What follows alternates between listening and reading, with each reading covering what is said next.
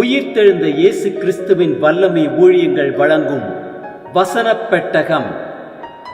இயேசுவே கர்த்தர். இயேசுவையே தேவன் ஆண்டவரும் கிறிஸ்துவுமாக்கினார். இயேசுவே ராஜாதி ராஜா, கர்த்தாதி கர்த்தா. கிறிஸ்துவே மரித்தோர் மேலும் ஜீவனுள்ளோர் மேலும் ஆண்டவர்.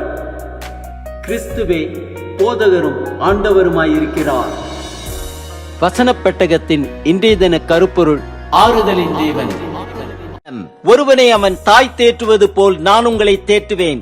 நீங்கள் எருசலேமிலே தேற்றப்படுவீர்கள். ஆறுதலின் தேவனை குறித்ததான வேத வசனங்களை பார்க்கலாம்.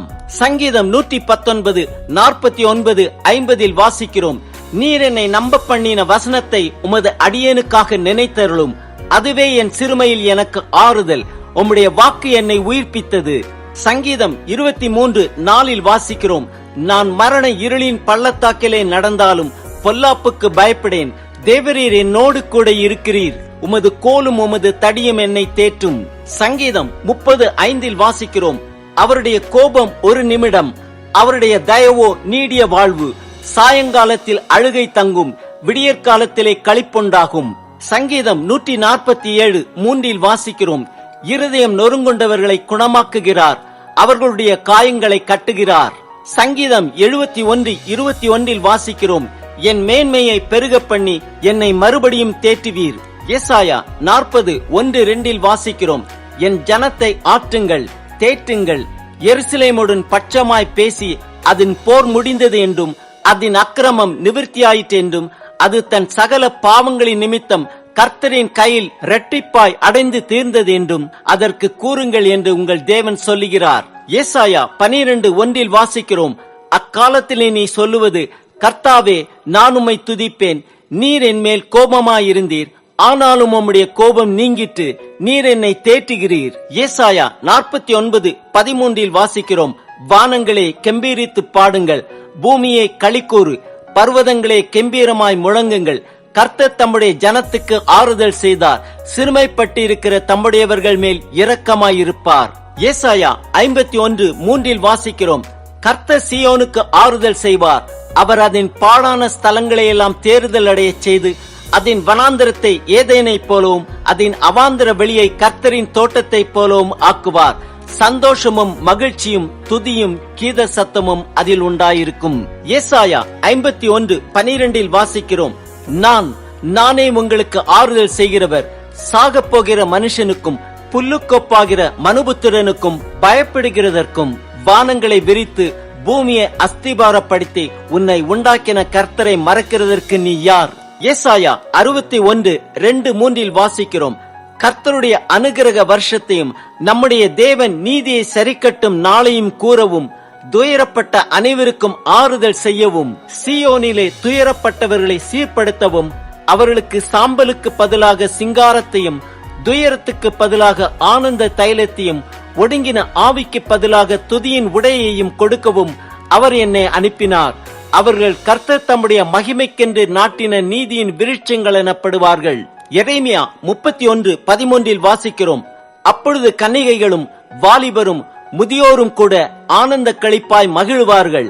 நான் அவர்கள் துக்கத்தை சந்தோஷமாக மாற்றி அவர்களை தேற்றி அவர்கள் சஞ்சலம் நீங்க அவர்களை சந்தோஷப்படுத்துவேன். மத்தேயு 5:4 வாசிக்கிறோம்: துயரப்படுகிறவர்கள் பாக்கியவான்கள், அவர்கள் ஆறுதல் அடைவார்கள்.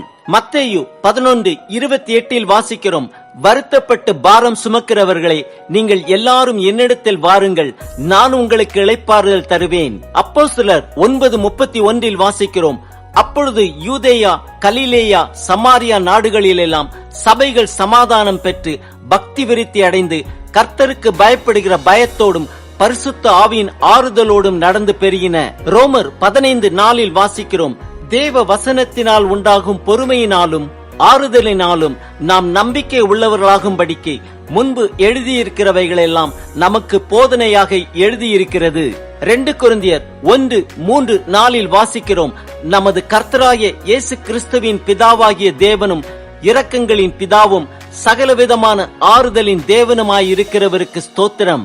2 கொரிந்தியர் 1:4 வாசிக்கிறோம்: தேவனால் எங்களுக்கு அருளப்படுகிற ஆறுதலினாலே எந்த உபத்திரவத்திலாகிலும் அகப்படுகிறவர்களுக்கு நாங்கள் ஆறுதல் செய்ய திராணி உள்ளவர்களாகும்படி எங்களுக்கு வரும் சகல உபத்திரங்களிலேயும் அவரே எங்களுக்கு ஆறுதல் செய்கிறவர். 2 கொரிந்தியர் 7:6 வாசிக்கிறோம், ஆகிலும் சிறுமைப்பட்டவர்களுக்கு ஆறுதல் செய்கிற தேவன் தீத்து வந்ததினாலே எங்களுக்கு ஆறுதல் செய்தார். 2 தெசலோனிக்கேயர் 2:16-17 வாசிக்கிறோம், நம்முடைய கர்த்தராகிய இயேசு கிறிஸ்துவும் நம்மிடத்தில் அன்பு கூர்ந்து நித்திய ஆறுதலையும் நல் நம்பிக்கையையும் கிருபையாய் நமக்கு கொடுத்திருக்கிற நம்முடைய பிதாவாகிய தேவனும் உங்கள் இருதயங்களை தேற்றி எல்லா நல்வசனத்திலும் நற்கிரியையிலும் உங்களை ஸ்திரப்படுத்துவாராக. ஆம், ஒருவனை அவன் தாய் தேற்றுவது போல் நம்மை தேற்றுகிற தேவன் சிறுமைப்பட்டவர்களுக்கும் அவரே ஆறுதல் செய்கிறவர். பக்தி விருத்தி அடைந்து கர்த்தருக்கு பயப்படுகிற பயத்தோடும் பரிசுத்த ஆவியின் ஆறுதலோடும் நடந்து கொள்வோம்.